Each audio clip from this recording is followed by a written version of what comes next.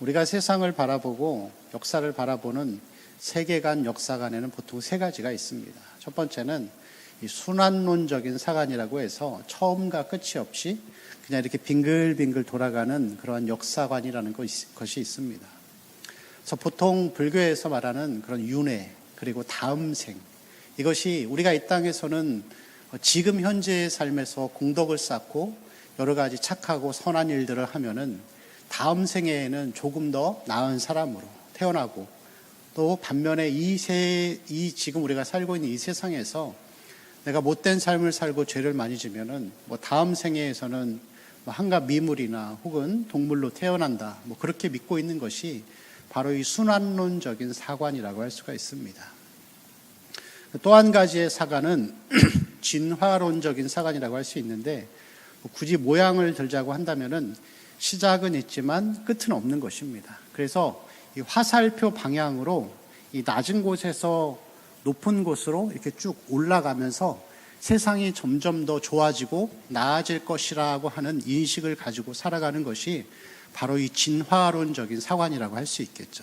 그래서 이 진화론적인 사관은 사람을 설명할 때에도 사람이 처음에는 이 무생물 혹은 미생물, 아메바와 같은 작은 세포로부터 시작해서 몇십억, 몇백억 년을 지나면서 점점 고등적인 동물로서 진화해 간다라고 하는 그러한 인식들을, 그러한 이론들을 가지고 있는 것이죠.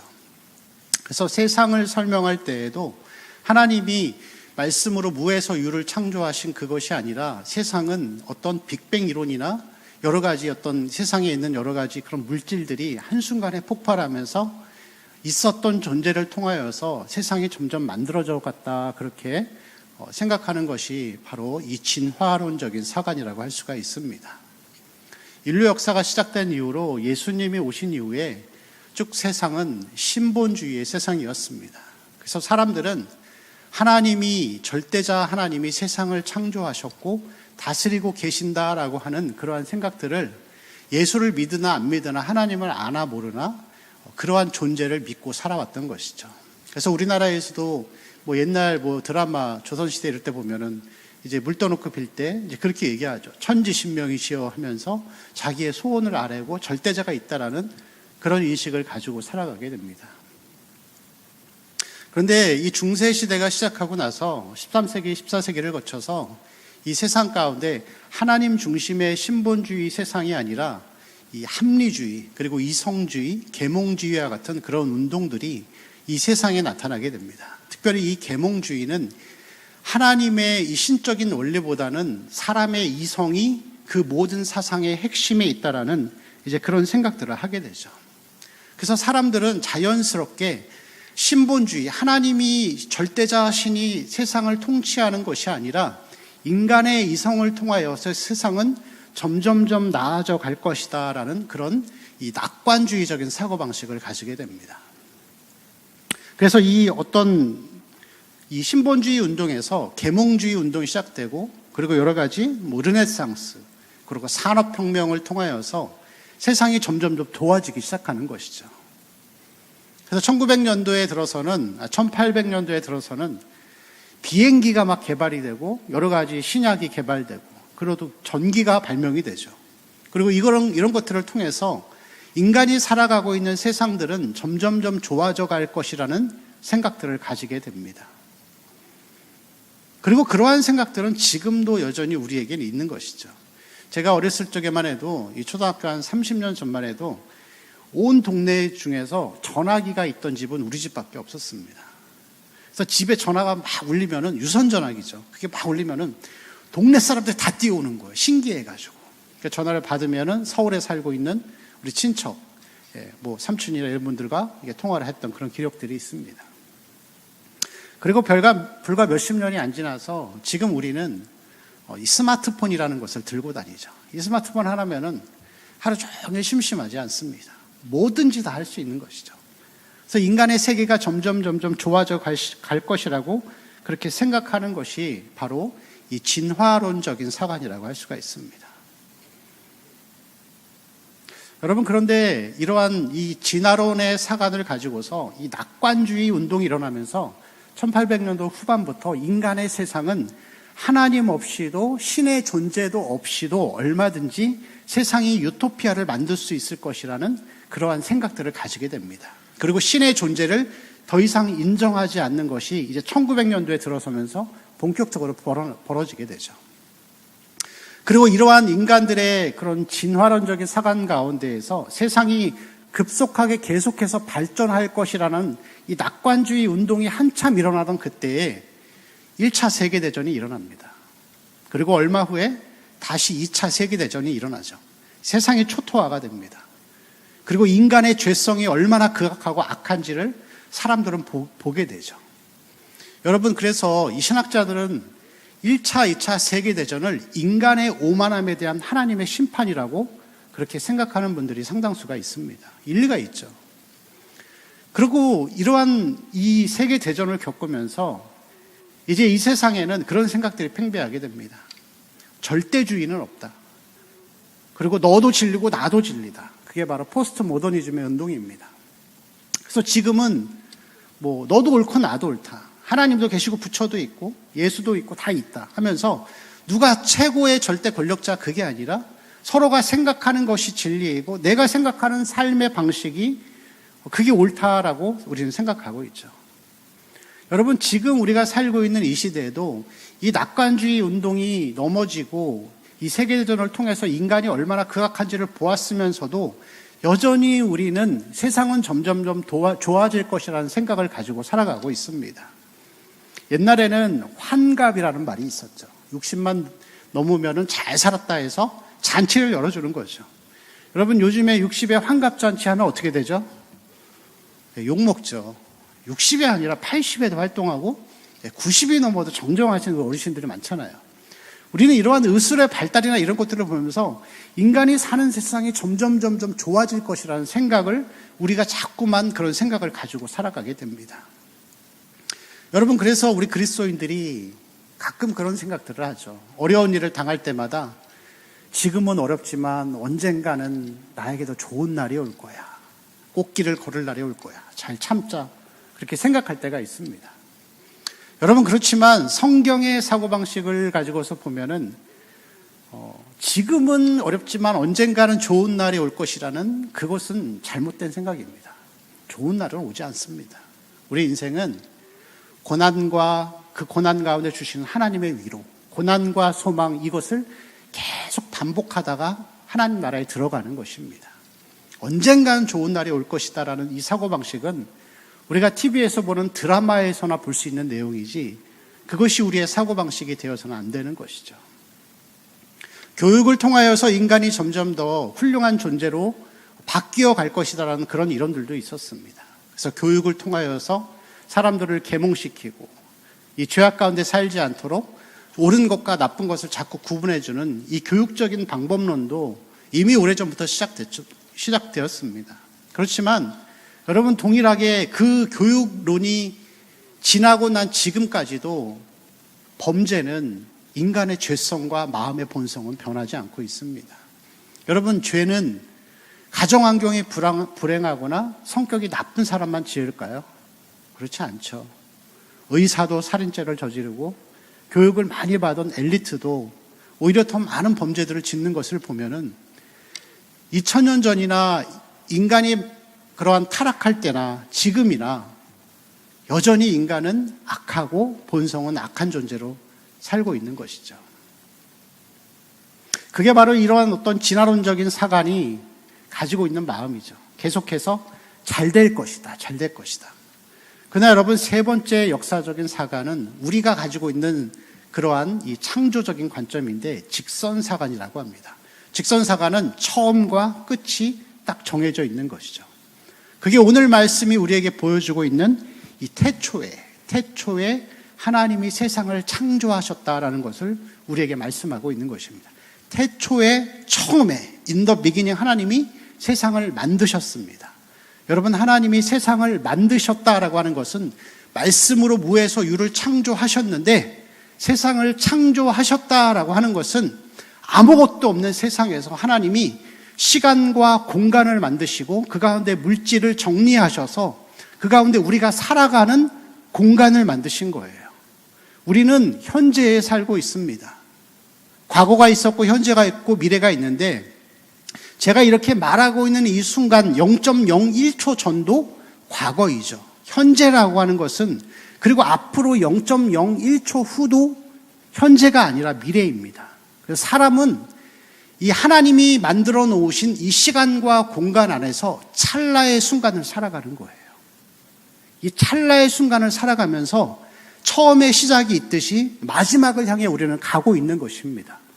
사람에게는 생일이라는 것이 있어요. 태어난 날이 있죠. 태어난 날이 있으면은 죽을 날이 있습니다. 처음과 끝이 있죠.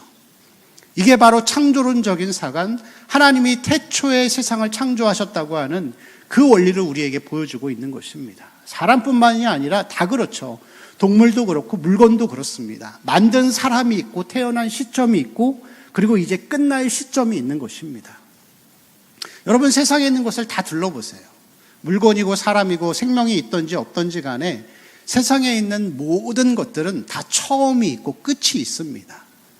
그리고 이것이 성경이 말하는 올바른 역사관이고 우리가 세상을 바라보는 이제 그러한 관점이 되어야 하는 것이죠. 여러분 인류가 시작되었습니다. 1만 년 전 그 정도라고 생각을 할 수 있겠죠. 하나님이 세상을 창조하셨는데 이 현재 찰나의 순간을 살아가고 있는 모든 사람들에게 있어서 역사의 정점은 2000년 전에 예수님이 오신 예수 그리스도의 십자가 사건이라고 할 수가 있습니다. 그것이 역사의 중심인 것이죠. 그리고 인류의 클라이막스는 마지막에 예수님이 이 땅에 오시는 그 영화로운 그 시간, 마지막 세상이 다 끝나고 창조물들 모든 것들이 새롭게 다시 태어나는 그 끝을 향해서 우리는 가고 있는 것이라고 할 수가 있습니다. 여러분 세상의 역사가 마치 힘이 있는 자들과 그리고 돈을 많이 가진 권력자들이나 힘 있는 국가에 의해서 세상이 계속 움직여 간다라고 우리는 생각할 수 있겠죠. 오히려 하나님의 나라나 예수 그리스도의 이 복음은 보이지 않는 성격의 것이기 때문에 그것은 제대로 드러나지 않습니다. 여러분 그렇지만 세상을 만드시고 여전히 운행하시고 이 역사를 주관하시는 분은 우리 하나님이라고 할 수가 있습니다. 그래서 우리는 이 땅을 살아가면서 과거의 구원을 받았으면 이 현재의 삶에서 이 구원을 계속해서 이뤄가는 삶을 살아야 할 줄로 믿습니다. 그리고 마지막 날에 하나님이 모든 세상을 마치시고 끝내실 그날을 바라보면서 우리는 살아가는 것이죠. 로마서 8장 22절에서 23절 말씀을 보면은 그래서 이러한 기록이 있습니다. 같이 읽어볼까요? 시작.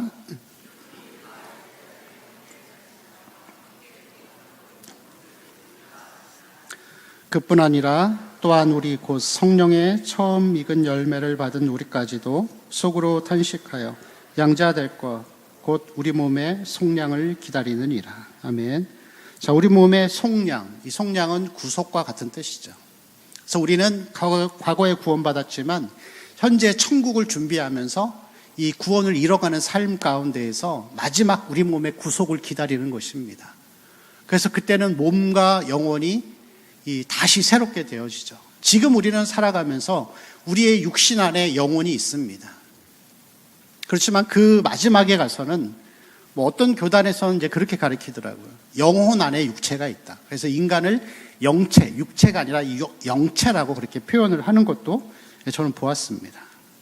그래서 그리스도인의 삶은 인류가 점점 이렇게 진화해 가면서 잘 될 것이다, 마지막에 좋은 날이 올 것이다라는 진화론적인 사관이 아니라 종말을 준비하고 죽음을 준비하고 내세를 준비하는 신앙의 관점을 가지고 살아야 하는 것이죠.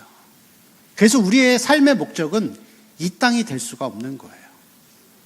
우리가 이 땅에서 돈을 많이 벌고 오래 살고 그게 인생의 목적이 되면 안 되는 것이죠. 우리는 영생을 준비하는 삶이라고 할 수 있습니다. 마지막 날에 우리가 가게 될 그 천국, 그곳에서 우리가 하나님을 예배하고 하나님을 찬양하고 그 하나님의 영광을 위해 살아가는 그 삶을 위해 살아야 할 줄로 믿습니다. 노아 시대의 사람들이 그렇게 살았습니다. 시집가고 장가가고 먹고 마시고, 그리고 지금 현재 이 세상을 살아가는 사람들도 여전히 그렇게 살아가고 있습니다. 먹고 마시고 시집가고 장가가고 오래 살고 돈 많이 벌고 건강하고, 그건 여러분 가치 없는 삶이라고 할 수 있겠죠. 우리는 하나님의 나라를 준비하는 삶을 살아가는 자들입니다.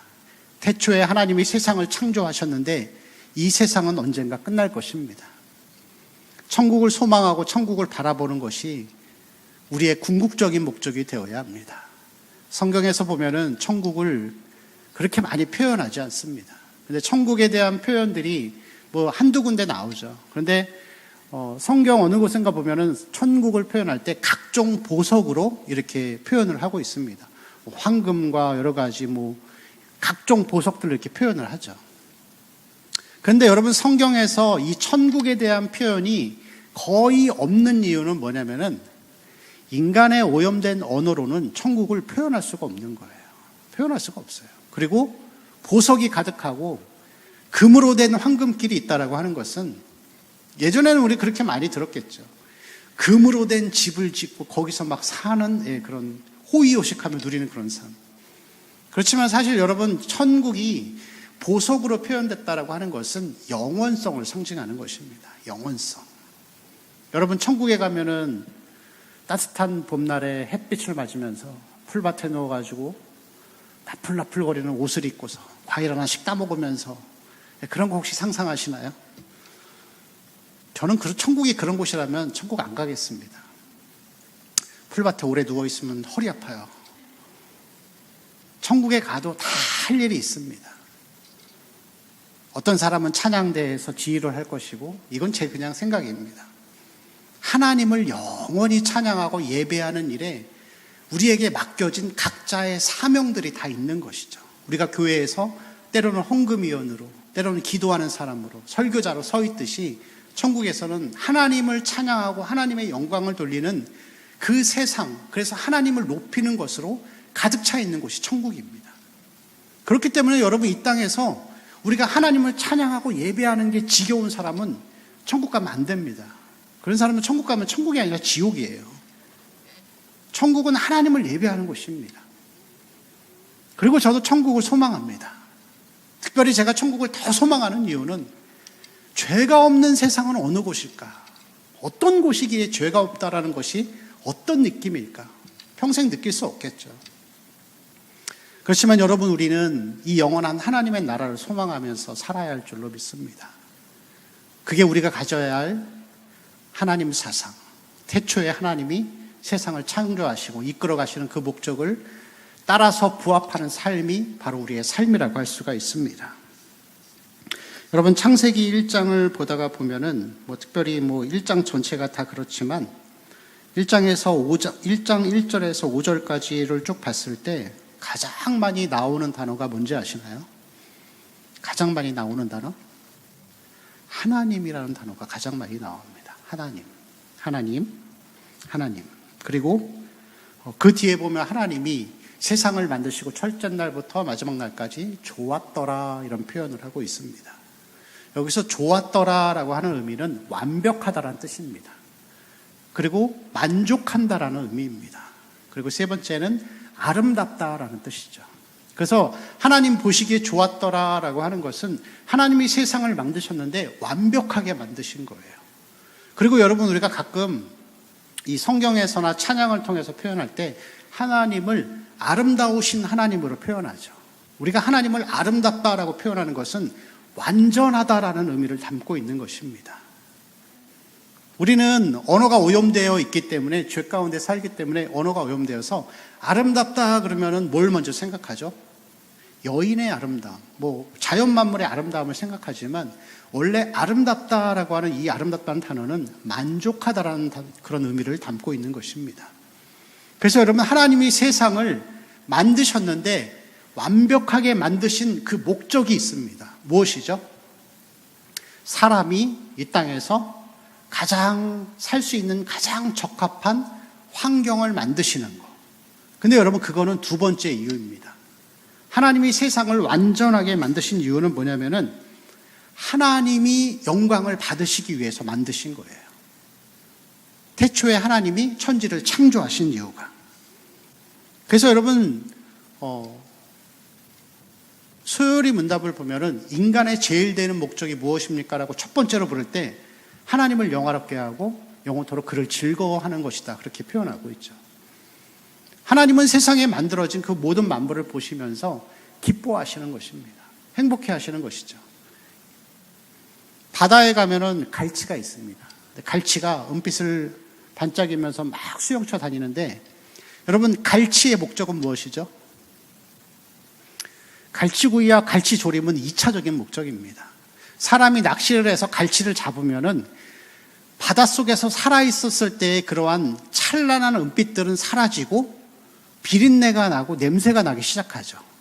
그래서 인간을 위해서, 인간이 먹기 위한 목적은 부차적이고 2차적인 목적이고, 갈치가 만들어진 목적은 은빛을 휘날리면서 수영하고 있는, 헤엄치고 있는 그 모습을 보면서 하나님이 흡족하신 거예요. 아, 내가 세상을 위해서 세상을 이렇게 아름답게 만들었다는 것을 보면서 하나님이 영광을 받으시는 것이라고 할 수가 있습니다.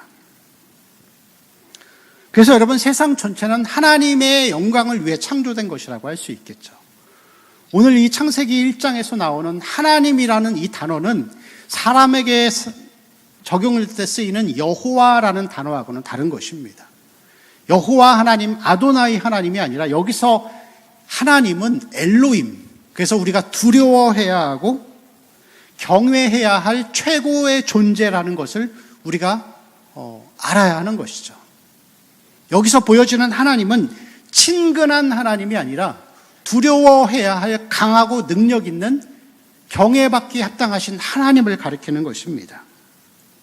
그런데 여러분, 여기서 하나님이 성경을 시작하면서 한 단어로, 한 문장으로 모든 것을 다 표현하십니다. 태초에 하나님이 세상을 창조하셨다. 영어 성경의 어순으로 보면 하나님이 창조하셨다, 세상을. 하나님이 말씀으로, 무에서 유로 세상을 창조하셨다라고 하면서 선포하시는 거예요. 선포. 믿음의 선포인 것이죠. 인간의 이성으로 빅뱅의 논리를 가지고 와서 인간의 어떻게 만들어지고 세상이 어떻게 만들어지고 그러한 인간 이성을 통해서 세상을 증명해내려고 하는 인간의 모든 학문과 가치들을 하나님은 다 무시하시고 하나님이 세상을 창조하셨다, 이걸 딱 선포하시는 거예요. 단호하게. 그리고 우리에게 이렇게 요구하시는 거죠. 그것을 믿기 싫으면 말아. 필요 없다. 하나님은 선포하신 것입니다. 그래서 여러분, 신앙이라고 하는 것은 이성의 설득이 아니라 믿음의 선포인 것이죠. 여러분, 하나님은 세상에 있는 사람들 중에 몇 명만 구원받아도 하나님은 아쉬울 게 없으신 분이에요. 그 예수님도 그렇게 말씀하시잖아요. 하나님이 이 돌들로도 능히 아브라함의 자손이 되게 하실 수 있다. 그래서 여러분, 교회라는 곳은 하나님의 선포가 있는 것이죠. 하나님의 말씀, 이 설교는 하나님을 선포하는 것입니다. 인간의 피로를 채워주고 인간의 이성적인 설득을 위해서 설명하는 것이 아니라, 제발 예수 좀 믿으세요라고 설명하는 것이 아니라 하나님을 선포하고 그것을 믿던 안 믿던 무조건 하나님을, 사람의 눈치를 보지 않고 하나님을 선포하는 것이 바로 교회라고 할 수가 있습니다. 그게 하나님의 영광을 위해 살아가는 것이죠. 여러분, 영국 교회가 지금은 거의 다 무슬림화 되었습니다. 50년, 60년 전에도 이 영국 교회는 50명 이상 모이는 그런 교회들이 없었어요. 근데 여러분, 영국 교회는, 영국이라는 나라는 역사적으로 보면 굉장한 나라입니다. 세계 역사의 어떤 부흥과 이러한 것들을 선구자로 또 이렇게 주름잡던 그런 사람들이 많았어요. 감리교회 창시자였던 존 웨슬리나 그의 동생인 찬송가의 대가 찰스 웨슬리, 그리고 부흥운동을 일으켰던 조지 필드 같은 이런 사람들을 통하여서 영국이라는 나라가 지금의 강대국이 되는 그러한 토대를 마련했습니다. 사실 우리나라에서는 세계적인 신학자가 한 명도 나오기 힘든데, 이 영국이라는 나라는 이미 200~300년 전에 수백 명의 그러한 기라성과 같은 신학자들, 그리고 이러한 신앙인들이 굉장히 많이 있었습니다. 근데 여러분, 이 영국 교회가 무너지게 된 이유가 뭐냐면은 1900년대 초반부터 시작된 고등비평 운동 때문에 그렇습니다. 성경을 하나님의 말씀으로 믿지 않고 성경을 이성의 잣대로 바라보는 거예요.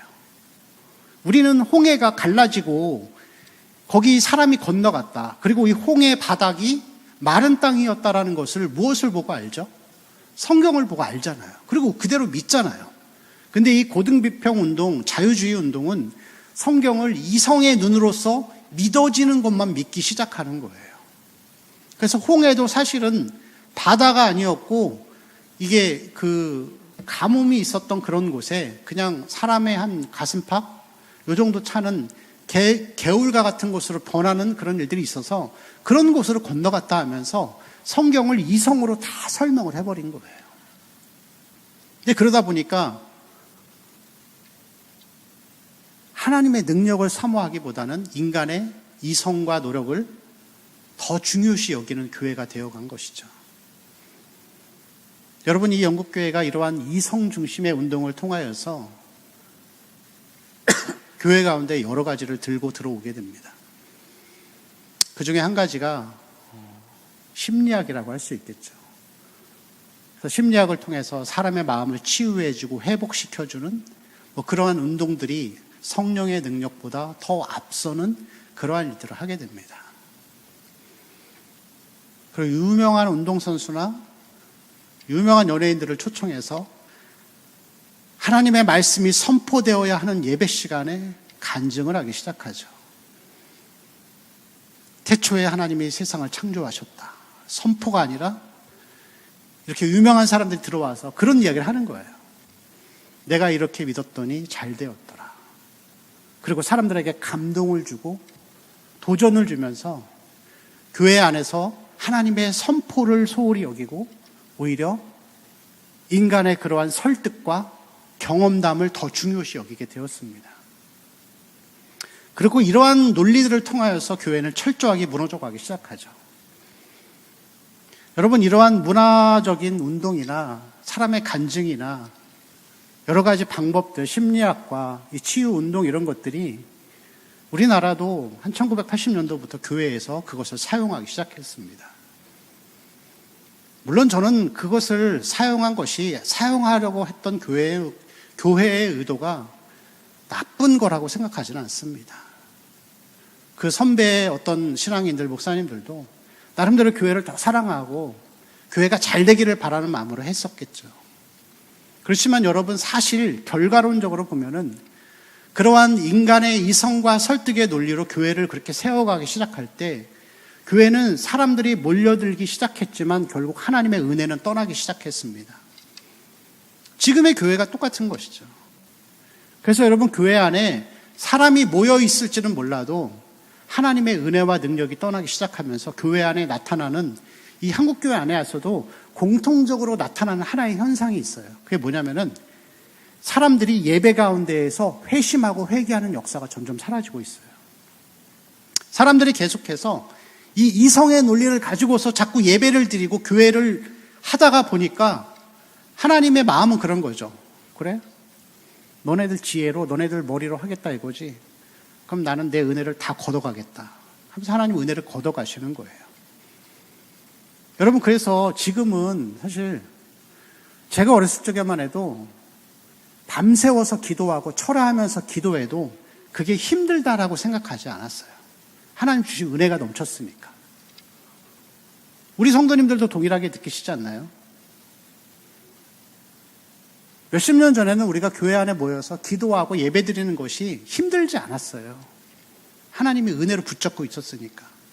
그러나 지금은 말씀을 1시간 전한다? 못 견디는 거죠. 시간이 점점 짧아져 가고 왜 그럴까요, 여러분? 하나님의 선포가 있어야 될 교회가 인간의 이성과 설득의 논리로 그렇게 바뀌어져 버리니까 하나님의 은혜를 다 걷어가고 계신 거예요. 교회는 다시 하나님의 은혜를 회복해야 합니다. 사람의 논리를 가지고서 하나님의 방법을 대체하지 말고 하나님의 방식을 따라서 나아가야 할 줄로 믿습니다. 교회는 하나님의 선포가 있는 곳입니다. 십자가의 능력이 선포되는 것이 교회가 되어야 합니다. 그래서 고린도전서 1장 18절 말씀을 보면은 이런 말씀이 있습니다. 같이 읽을까요? 십자가의 도가 멸망하는 자들에게는 미련한 것이요 구원을 받는 우리에게는 하나님의 능력이 됨이라. 아멘. 자, 고린도 교회가 그런 곳이었습니다. 고린도 지역은 헬라 문화권에 있었기 때문에 사람들은 굉장히 말을 잘하는 수사하게 탁월한 사람들을 좋아하는 것이 사람들이 훌륭하게 떠받드는 사람의 모습이었습니다. 그래서 어떤 그 내용을 전하기보다는 얼마나 말을 유창하게 잘해서 사람을 잘 설득하느냐가 제일 훌륭한 사람으로 인정받는 것이었죠. 그런데 이 고린도 교회가 사실은 사도 바울이 세운 교회였는데 시간이 지나고 이제 바울이 떠나고 후임 사역자인 아볼로가 오게 됩니다. 그런데 이 아볼로는 고린도 지역의 사람들이 좋아하는 유창한 말의 소유자였어요. 그런데 그러한 아볼로를 좋아하는 사람들이 고린도 교회 안에서 이런 생각들을 하기 시작하는 거예요. 바울은 지겨워. 바울은 맨날 십자가만 얘기해. 십자가밖에 몰라. 우리에게는 말 잘하는 이런 아볼로 같은 사람이 좋아. 그럼 나는 아볼로파 할 거야. 그래서 이 사도 바울이 표현하잖아요. 나는 아볼로파에게, 나는 게바파에게, 나는 그리스도에게 속하였다 하면서 바울의 이러한 생각들을 부정하는 것이죠. 여러분, 그렇지만 사도 바울은 이 고린도전서 4장 20절에서 그렇게 표현합니다. 하나님의 나라는 말에 있지 아니하고 무엇에 있다? 능력에 있다. 그리고 사도 바울은 또 그렇게 표현합니다. 내가 너희 중에서 예수 그리스도와 그의 십자가에 못 박히신 것 외에는 아무것도 알지 아니기로 작정하였습니다. 그게 여러분 교회가 회복해야 하고 다시 추구해야 될 그러한 것이라고 할 수가 있습니다. 교회는 사람이 간증을 통해서 내가 이렇게 살았더니 잘 되었더라라고 하면서 인간의 경험담을 늘어놓는 곳이 아닙니다. 물론 여러분 간증도 나쁜 것이 아니죠. 할 수 있습니다. 그 사람에게 행하신 하나님의 체험이고 인도하심인데요. 그렇지만 여러분 그것이 설교를 대체하고 그것이 예배를 대체할 수 있다는 생각은 그릇된 것입니다. 교회는 언제나 하나님의 말씀이 선포되어지는 곳이 되어야 합니다. 하나님의 능력이 있을 때 교회는 다시 회복되는 것입니다. 하나님이 말씀하셨습니다. 태초에 하나님이 천지를 창조하셨다. 이것은 인간의 어떤 고려함, 제발 좀 믿어줘라, 설득이 아니라 하나님은 선포하고 계신 것입니다. 하나님의 능력을 믿고 여러분 그것을 선포하고 우리가 나아가야 할 줄로 믿습니다. 그것이 참된 신앙이고 그것이 교회가 회복되어야 될 하나님의 능력과 은혜라고 할 수가 있습니다. 여러분 종교개혁 시대에 보면은 이 칼빈이나 루터가 종교개혁을 일으켰던 이유가 있습니다. 사람들이 하나님 앞에 나올 때에 오직 예수 그리스도와 십자가를 통해서만 나와야 하는데 하나님의 능력, 예수 그리스도의 십자가를 의지하지 않고 다른 주변적인 것들을 가지고 자꾸 나오는 거예요. 그래서 때로는 나무 조각 하나를 가져와 가지고 이것이 예수님이 달리셨던 십자가의 한 조각이다. 이게 있어야 하나님 앞에, 거룩한 하나님 앞에 나올 수 있다. 그리고 때로는 하나님 앞에 나올 때 예수님만으로는 우리는 좀 부족한 사람들이니까 성모 마리아를 의지하고 또 제자들에게 기도를 통해서 하나님 앞에 나와야 한다는 그런 생각들을 가지고 있었습니다. 우리는 자꾸만 우리의 생각을 가지고서 하나님 앞에 나올 때에도 예수 그리스도와 십자가의 능력 외에 다른 것을 자꾸 첨가하고 더하려고 하는 그런 생각들을 가질 때가 있습니다. 그러면서 이 종교개혁가들은 그렇게 외친 것이죠. 오직 말씀, 오직 은혜, 오직 하나님의 영광. 그게 교회가 추구하고 나아가야 할 것이라고 믿습니다. 교회는 사람의 설득과 이성의 생각들이 자리 잡는 곳이 아닙니다. 이곳은 하나님의 능력을 선포하는 곳입니다. 하나님의 능력만이 사람을 변화시키고 사람을 회복시킵니다. 다시 하나님의 능력을 믿고 그 십자가만을 바라보며 나아가는 우리 성도님들의 삶이 되시기를 축원합니다. 기도하겠습니다.